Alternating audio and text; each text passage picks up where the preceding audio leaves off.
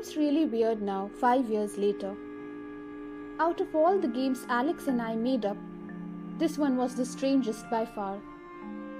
I don't even know how we came up with the idea. It was probably Alex that thought of it. He was always the one thinking up new cool things we do. He was the Phineas of this friendship, if you will. No, now that I think about it, it was my idea. No wonder it backfired. The game was actually pretty simple. I think it was the placing of the new elevator in our apartment block that played a part in the making of the idea. It was one of those elevators that are designed to look super smart and classy, but in reality was really cramped and hard to get from point A to point B with.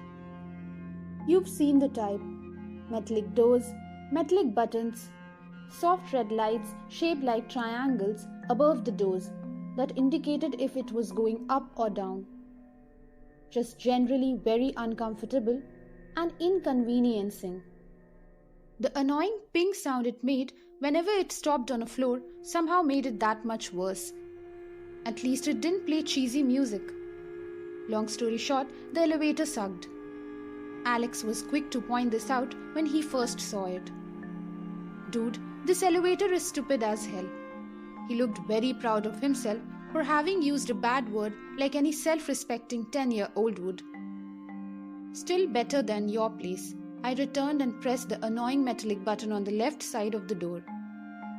The obnoxious red light for down lit up in an instant, and that's about when I got the idea. It started as something a kid would ask themselves.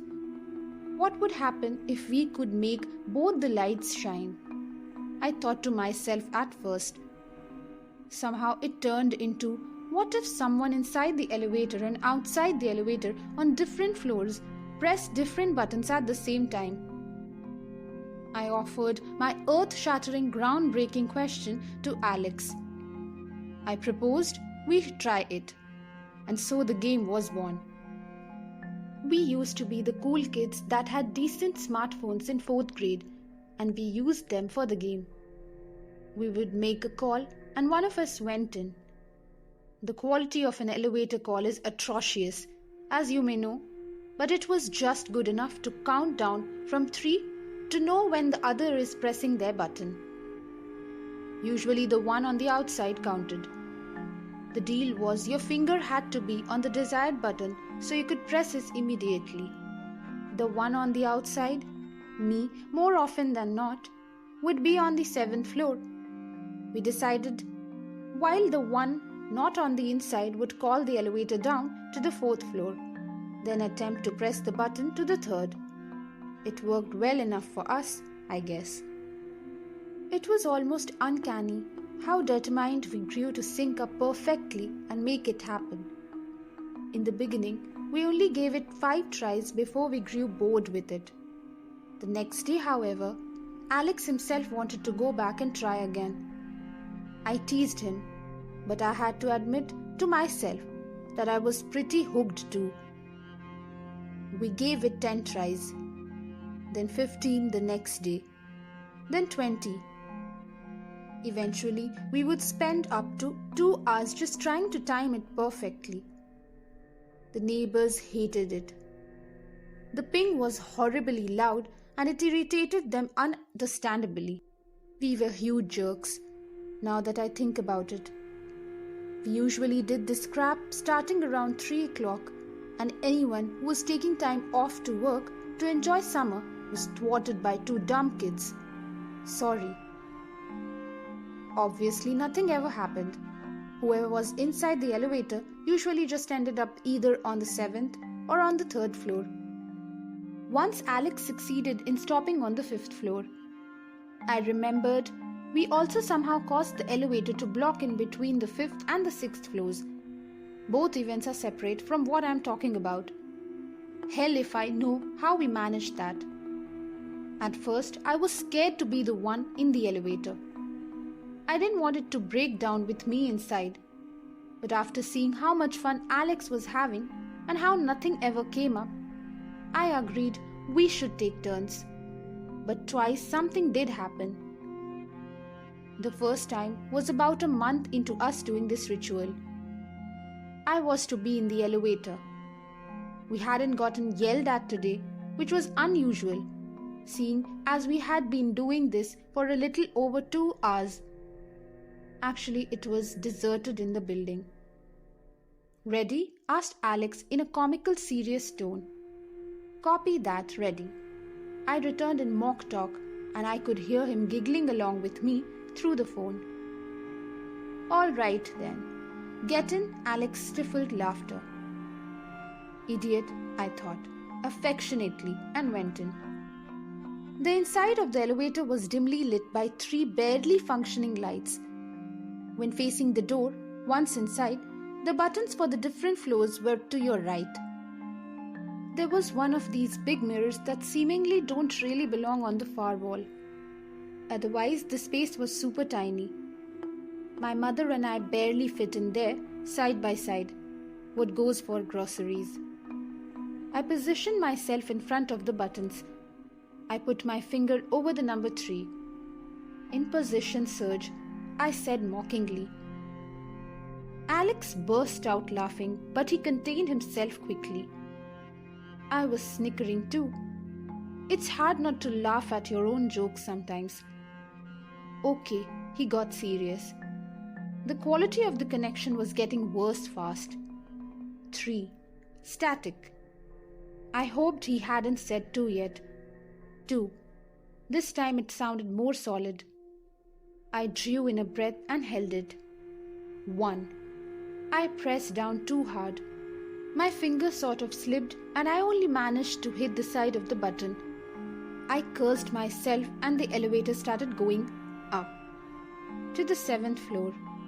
I sighed. Maybe we should stop soon. Suddenly, the elevator shook violently and groaned.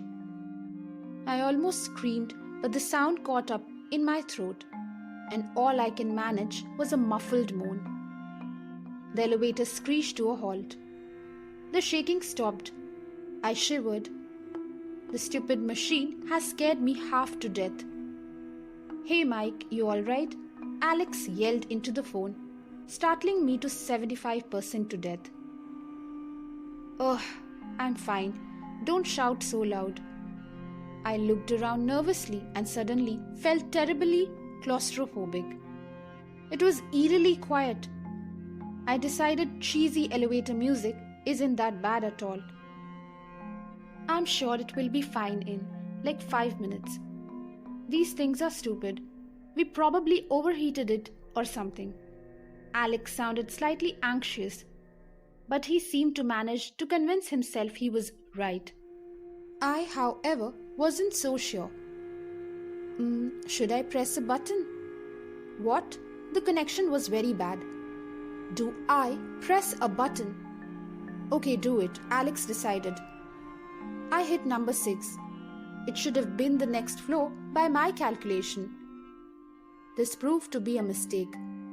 The lights turned off with loud click that frightened me and caused me to yell.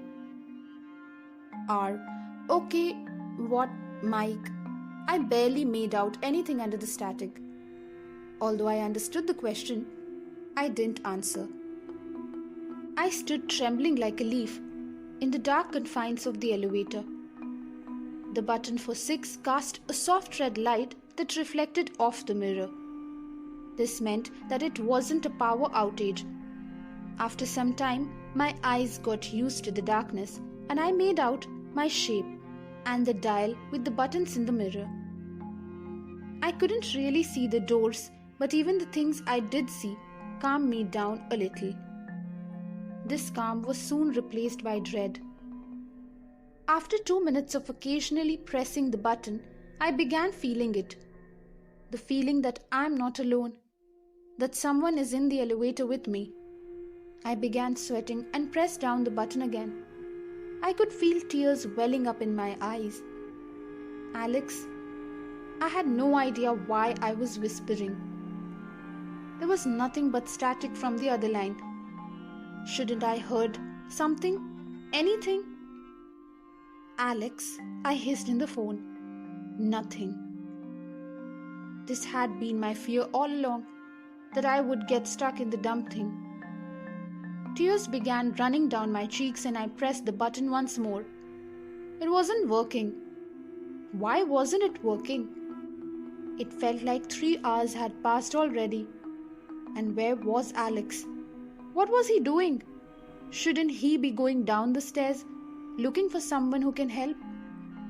My eye caught something in the mirror and my train of thought halted. I looked and couldn't believe my eyes. It was impossible. Not only because how cramped the space was, the thing I was seeing. I'll try to describe it as best as I could.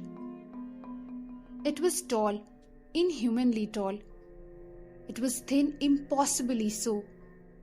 Had it been any creature from this realm, it would be so malnutritioned that it wouldn't be alive. If it was alive in the first place. It had dark skin, almost black. It seemed the light stopped dead around it, like the shadows surrounded or emerged from it. It had 2 huge, bright eyes, but somehow their brightness was, well, dark, much like the shadows. They seemed to burn holes in my head from the reflection. I was frozen in place under the thing's gaze. My finger was still over the button, but I realized at once that I wasn't ever getting out of here. I would remain in this creature's realm forever. I began weeping, frightened, as I finally regained control of my body and pressed the button as fast as I could manage. The creature stood unmoving. The elevator was just as still as it. I'd never get out of here. I'd known it was a bad idea all along, hadn't I? I closed my eyes tightly and awaited my fate. Suddenly the doors opened. I could tell, because of the light that crawled in the shadowy inside of the elevator and shone on my eyelids. The annoying ping that sounded whenever the stupid machine stopped filled my ears. I opened my eyes widely with a gasp. The mirror only reflected or very scared me and the open doors, showing me the 7th floor and I petrified wide-eyed Alex. I couldn't believe it. I was alive. I should have heard the elevator moving though. I don't know what saved me. Maybe it was the fact that I hit the button wrong. Even though that makes no sense. I have no idea. My guess is as good as yours. All I know is I got a hell of a lot luckier than Alex. After I exited the elevator sobbing, Alex asked me what was wrong and all I could manage to tell him was I'd seen a monster in the elevator. We obviously stopped playing then, even though Alex wanted to see the creature for himself. I didn't know why. He was just always an adventurer, I guess. Or maybe he just didn't believe me. He couldn't really get anything else out of me. I was still very scared, so we went outside instead of just sitting on the stairs. The warm weather barely did anything to calm me. We sat on a park bench and I made Alex promise we'd never play the game again. He scoffed at that. But seeing that it was the only thing that would get me to relax, he agreed. For a month, we never played again. I'm sure the neighbors were happy as could be. In this time period, I stopped using elevators, and to this day I don't. I'm sure that creature is just waiting for an opportunity. After a while, under a month, Alex proposed we play again. I looked at him, horrified. He'd even say something like this, and he just shrugged at me. What? He asked, like an idiot. I'm not going back in that elevator. I returned, baffled at his confusion. Oh, it's that thing. He saw I was about to interrupt, insulted, and continued. Listen to me, it was dark, and you were scared and stuff. It was probably nothing. And even if it was something, I'm not making you go back in the elevator.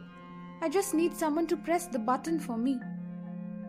He was getting all pumped up for an argument, but I thought his words through. I never had really thought about the events that occurred on that day much, mainly because I was too scared to think. I realized he had a point. The thing never moved. Maybe it was my eyes playing tricks on me. I sighed. Okay then, I said, defeated. No, you listen to me.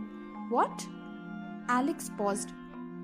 Okay, but I just pressed the button outside. I'm not going back in. Alex gave me a wide grin and led the way to my place.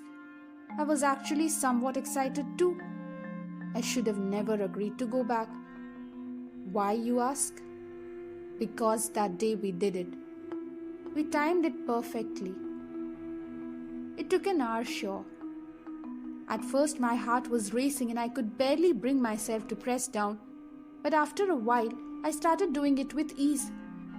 I was still wary of the game, but some time passed and I actually began enjoying myself. And then it happened. Ready? I asked. Always, Alex returned cheerfully. Good, I said. 3. Alex chuckled and I had to bite my lip. 2. My finger tensed over the button. 1. I pressed down. The other line went completely quiet. Alex? Did we do it? I asked in a hushed whisper, like he could have known anyway. No response. I looked up at the stupid triangle lights to see where he has headed. Even though I couldn't hear the elevator moving, both lights were shining. My breathing became uneven.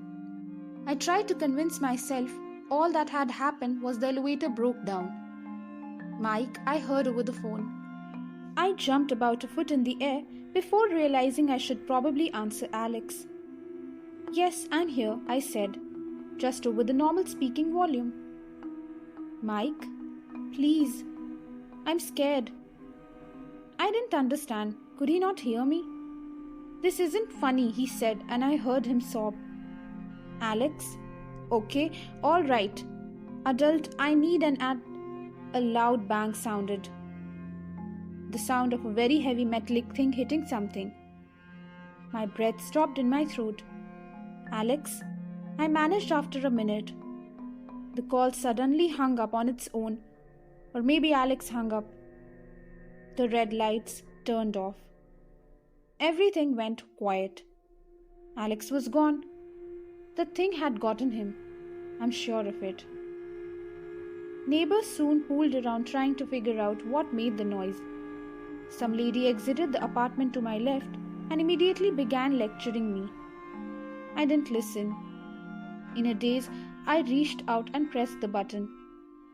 The light for up lit up. After 3 to 4 seconds, the elevator doors opened with a stupid ping to reveal the completely empty insides of the elevator. Alex was declared missing. The police never found a trace of him or his phone. I couldn't talk to them properly, and after the story I told them about our game, they took anything I said with a grain of salt. I didn't know what they found or thought my motives for potentially lying to them would be. But I couldn't blame them. Even I started questioning my own memory and sanity. My parents couldn't move, so we had to remain in this god-forsaken building with this elevator that is a portal to other dimensions. Today is the 5th anniversary of Alex's disappearance. I was alone at home as it's summer and all. I got a call then. I never took the time to delete his number from my phone, and guess who was calling me? It was his number. It was his voice also. Hey Mike, you ready? He sounded weak. His voice was void of any emotion, even though he seemed to be trying to fill it with some. It sounded like he hadn't spoken in a very long time. I was too surprised to respond. Mike, are you ready to press it? He sounded even more weaker now. He wanted me to go outside and press the button. He wanted me to count down from 3 so we could get it right again. He wanted to come back to this world. I could feel this in every bone of my body. But I also felt it wouldn't be him anymore. Mike, please, I want out of here. It's so dark. He didn't sound like he minded it at all. I hung up then and launched my phone across the room. I turned on every light in the house. I don't think I have any time. He wants out, and that creature also wants out. They are coming for me after I refuse to come to them. I heard a ping just now. The elevator doors opening. Damn it. Why do we live on the 7th floor? I want you to promise me something. Please, for the sake of everything you hold dear, never play this game.